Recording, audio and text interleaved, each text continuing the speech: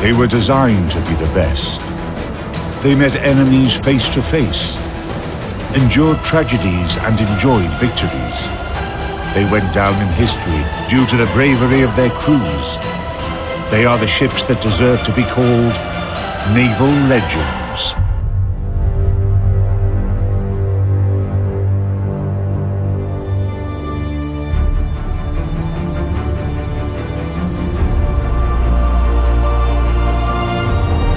In this episode,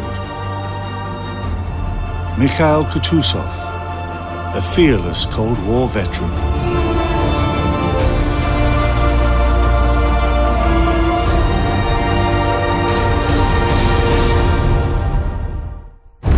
After the Soviet Union, together with its allies, defeated Germany and Japan, it focused all its efforts on reconstructing the country. The respite was short, however, due to the looming Cold War. Given the economic situation of the post-war period, the first 10-year shipbuilding program in the Soviet Union focused on light cruisers. This new generation of warships was expected to combine the fighting experience gained during the recent war and the Soviets' post-war achievements in science and technology. The Soviet Union started developing new cruisers in 1937. Long before World War II, the design was called Project 68. With the outbreak of World War II, it was put aside, which meant the project's flaws did not become apparent until the end of the war. It was later succeeded by Project 68K. And then in 1947, technical requirements were formulated for the next project, 68 bis.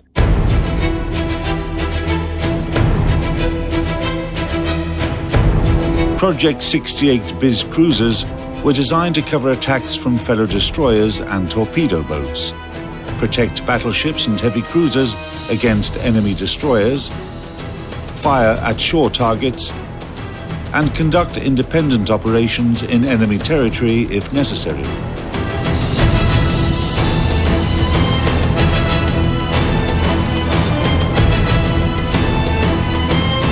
This was the most common class of cruisers in the history of Soviet shipbuilding.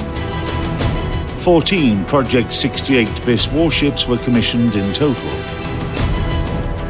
One of the cruisers was named after the legendary military leader Mikhail Kutuzov, commander-in-chief of the Russian army in the Patriotic War of 1812 against Napoleon.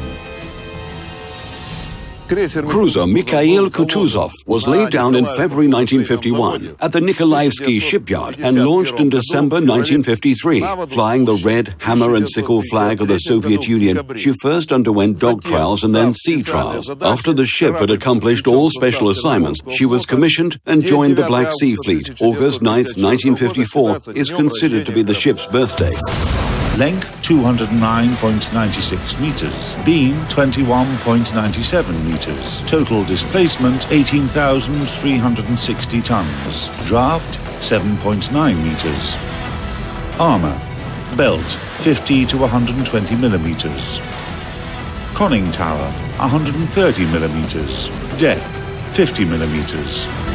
Primary armament, 4 turrets with 3 times Mk 5 bis guns, caliber 152.4 millimeters. Dual-purpose artillery, 6 turrets with 2 times SM5 1S guns, caliber 100 millimeters. 16 times 37 millimeters, twin anti-aircraft V11 machine guns. Rate of fire, 160 to 180 rounds per minute. 8 times 30 millimeters, twin anti-aircraft AK-230 machine guns. Rate of fire, 1,000 rounds per minute. Crew, 1,270. Steam turbine plant, 2 turbo gear units. Power, 125,000 bhp. Maximal speed, 32 knots. Range, 5,220 nautical miles at 18 knots. Primary armament turrets were mounted fore and aft. Each turret was operated by a crew of between 48 and 62 people. The turrets could provide accurate fire at a range of up to 32 kilometers, with armor-piercing shells, semi-armor-piercing shells, high-explosive shells, and time-fused grenades. A time-fused grenade was a special shell used against air targets. It was fired by the primary armament guns. Time-fused grenades destroyed objects with their sheer weight, as well as splinters that dispersed after the explosion. The burst area formed an ellipsoid of 400 meters by 200 meters. This is how time-fused grenades worked.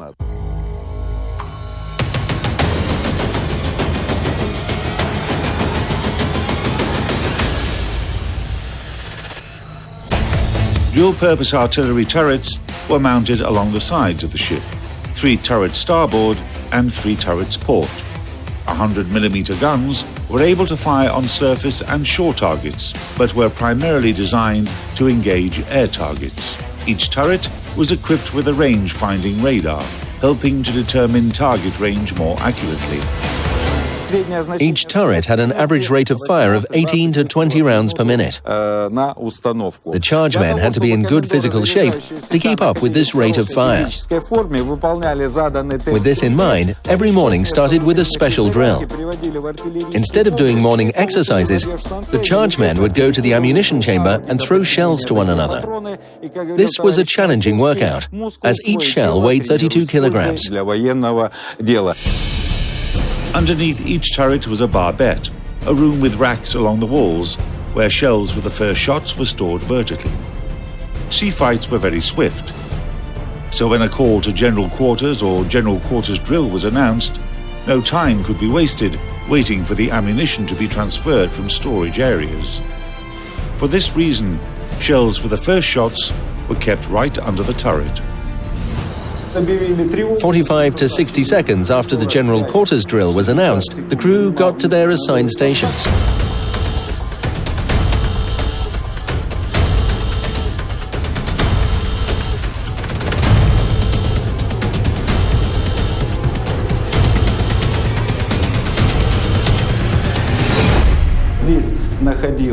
Four crew members stayed under the turret. They were ready to feed ammunition from the racks directly into the turret chamber on command.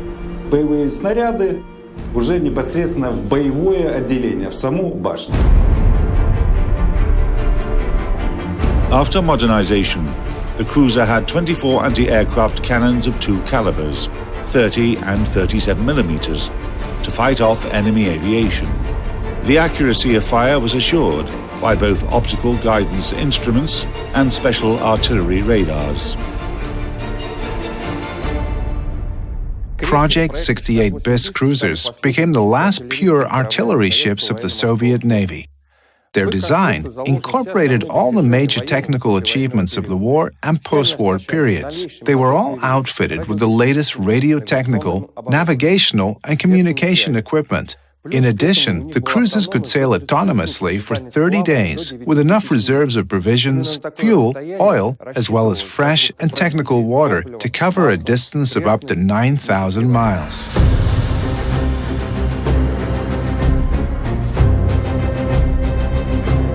The main power plant of Kutuzov included 6 principal steam boilers and 2 main turbo gear units. The distance between the highest and the lowest points of the cruiser, the topmast and the keel, is 59 meters.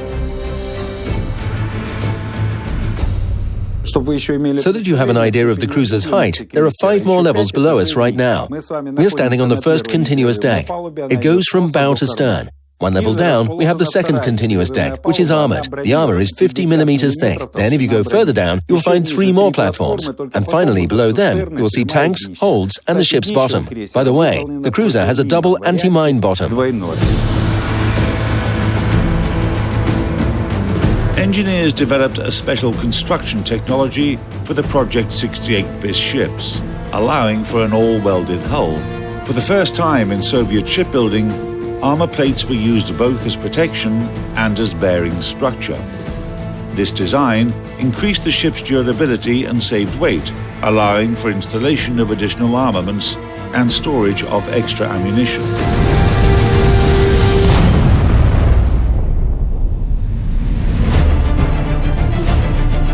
The cruiser is divided into 2,500 rooms. Apart from working spaces, Mikhail Kutuzov also had 3 medical cabins for a therapist, a surgeon, and a dentist, 4 libraries, a cinema that showed movies on the holidays, an officers' mess hall, and 42 single and double officers' cabins. 1,000 enlisted sailors were accommodated in 38 crew quarters of different capacities, ranging from 20 to 70 people. This particular crew quarters might be considered high class. Why? First of all, it's designed for only 27 sailors and has portholes. Bigger crew quarters, with capacities of 40, 50, 60 and 70 people, are located in the head, the midship and the stern. They are 1 or even 2 decks below us, and of course they don't have any portholes. Soviet ships built between the end of World War II and the beginning of the 1960s did not have any space for a crew mess hall. Officers had breakfast, lunch and dinner in the officers' mess hall, while sailors had their meals in their quarters. The only man on board who was allowed to eat separately from other crew members was the ship's captain. It was his privilege. He had his meals in a special saloon with a dedicated pantry. An assigned seaman steward laid the table there and cooked food according to captain's orders. The rest of the crew, beginning with the executive officer and ending with rookie sailors, had the same menu. The only difference was that officers ate in the mess hall, midshipmen ate in the small mess hall, and the rest of the crew had their meals in their living quarters. The first sea cruise of Mikhail Kutuzov was the most difficult. In June 1957, the cruiser left Sevastopol and set sail to Leningrad to help celebrate the 40th anniversary of the October Revolution. She went through the Black and the Mediterranean Seas into the Atlantic Ocean and then to the North and the Baltic Seas. The crew had additional orders. Go to the Northwest Atlantic, find a storm as powerful as possible, and pass through it to test the ship's endurance and performance. The ship was brand new. They found a mighty storm. The cruiser entered it intentionally.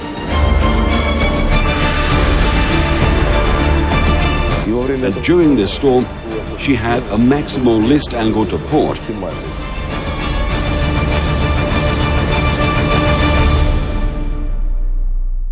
The ship returned to even keel, but the starboard bilge, a solid cast part weighing 20 tons, was torn out like a tooth, and along with the anchor, thrown on the deck. Despite the fact that Mikhail Kutuzov never fired her guns in a real battle, her service record is far from being dull.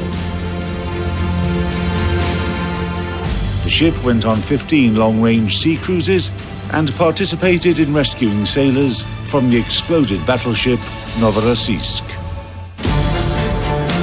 Mikhail Kutuzov performed operational duties in the Mediterranean Sea and in the Atlantic.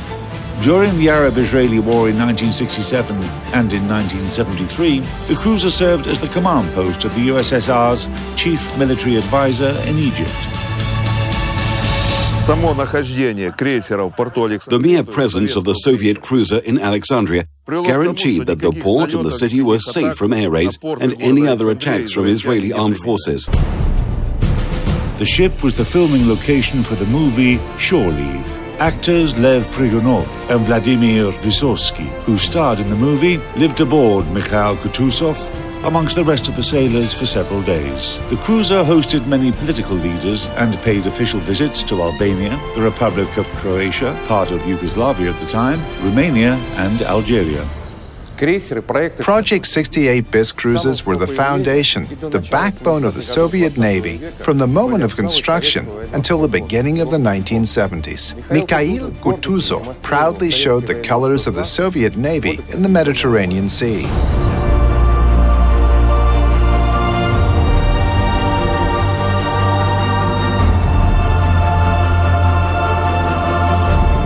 In 1988, the cruiser was transferred to the reserve of the USSR Navy, and 10 years later, she was decommissioned. In July 2002, Mikhail Kutuzov sailed her last cruise from Sevastopol to Novorossiysk. The cruiser dropped anchor at the city seafront and began her service as a museum ship, showcasing Russian naval glory.